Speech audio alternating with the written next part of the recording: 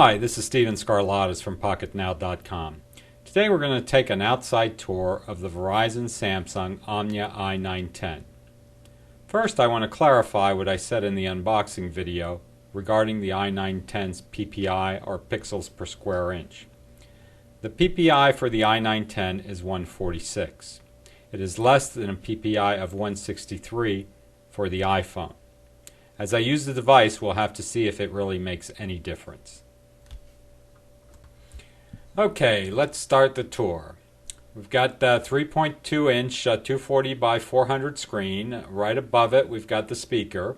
You will notice that unlike the i900, there's no VGA camera on the front of the i910. On the bottom of the device we've got the call button on the left and the M button on the right. The mechanical D-pad is replaced by an optical mouse which has an embedded button. There are also no Windows Mobile soft key buttons. We'll have to see how well that works.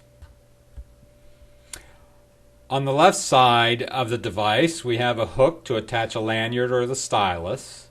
Attaching the stylus here makes the device a little unwieldy.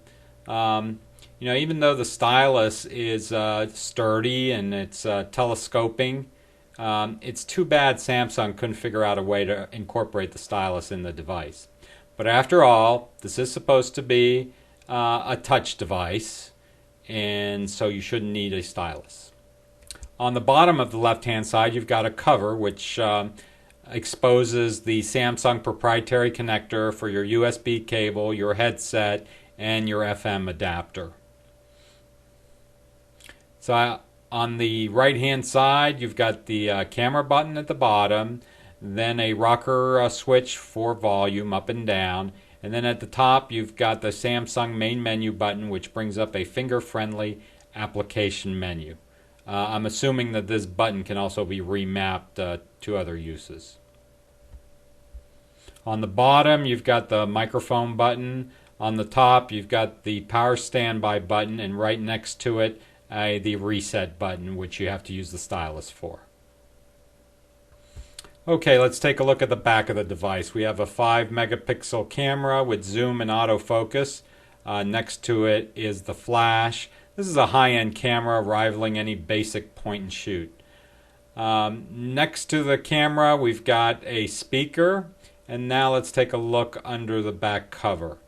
We've got a 1440 milliamp battery, and then next to that is a micro SD slot which can hold up to a 16 gigabyte micro SD.